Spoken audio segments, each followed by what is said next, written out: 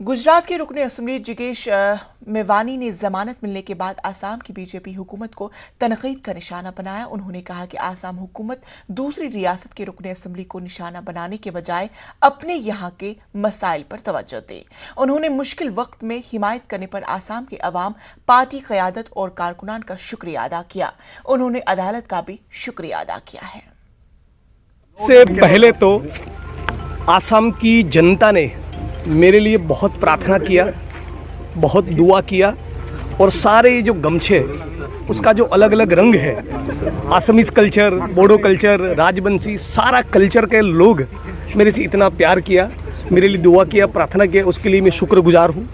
पूरे आसाम की जनता को मैं धन्यवाद कहना चाहता हूँ। पूरा बैटरी ऑफ लॉयर्स जो मेरे साथ पूरा खड़ा रहा कांग्रेस पार्टी का, चाहे वो कोकराझार हो, बारपेटा हो, गुवाहाटी से आए अंशुमन जी और पूरी कांग्रेस पार्टी का सारा लॉयर, सारा पत्रकार मुझे सपोर्ट किया, यहाँ का लोकल जर्नलिस्ट, नेशनल मीडिया का जर्नलिस्ट, उन सबको मैं अपना ग्रेटिट्यूड एक्सप्रेस करता हूँ। और कांग्रेस पार्टी, हमारे पीसीसी के प्रेसिडेंट, लीडर ऑफ अपोजिशन, सारे वर्किंग प्रेसिडेंट, पूरी कांग्रेस पार्टी की यूथ विंग, महिला Congress, everybody supported like anything. So I deeply express my gratitude towards them. और आपकी सरकार को, आसाम की सरकार को केवल यही कहना चाहता हूँ कि यहाँ रेगुलर बिजली नहीं आ रही है, उसके ऊपर कुछ करिए।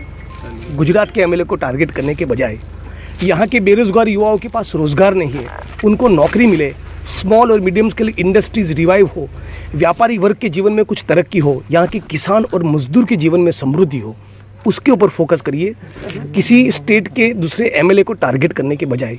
यही मैं उनको कहना चाहूँगा। आसाम के न्याय तंत्र को मैं शुक्रिया अदा करता हूँ। कल बहुत ही अच्छा मुझे बेल ऑर्डर मिला है। ये बेल ऑर्डर अपने आप पे एक ज्यूरिस्प्रूडेंस है। तो मैं उम्मीद करता हूँ कि जिस प्रकार से मेरे कॉन्स्टिट्यूशनली गारंटेड फंडामेंटल राइट्स का वायलेशन हुआ, अब दोबारा किसी भी एमएलए, गुजरात या आसाम के किसी भी नागरिक के ह्यूमन राइट्स का वायलेशन ना हो। ये बीजेपी सरकार का बनाया हुआ एक साजिश है।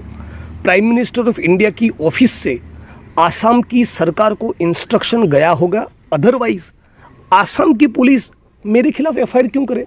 अचानक क्या हुआ कि आसाम की पुलिस को मन हो गया कि जिग्नेश मेवानी को पकड़ के लाओ, उसके ऊपर एक एफआईआर, रिमांड मांगो, बेल एप्लीकेशन को वेहेमेंटली अपोज करो, फिर दूसरा एप्लीकेशन, दूसरा एफआईआर, दूसरी बार गिरफ्तारी, उसमें भी रिमांड मांगो।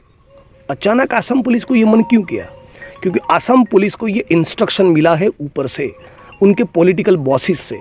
और इसीलिए मैं कहता हूँ ये साजिश है। और मैं कल भी कहा था, आज भी कह रहा हूँ, किसी महिला को आगे करके इस प्रकार से साजिश करना ये कायरता है।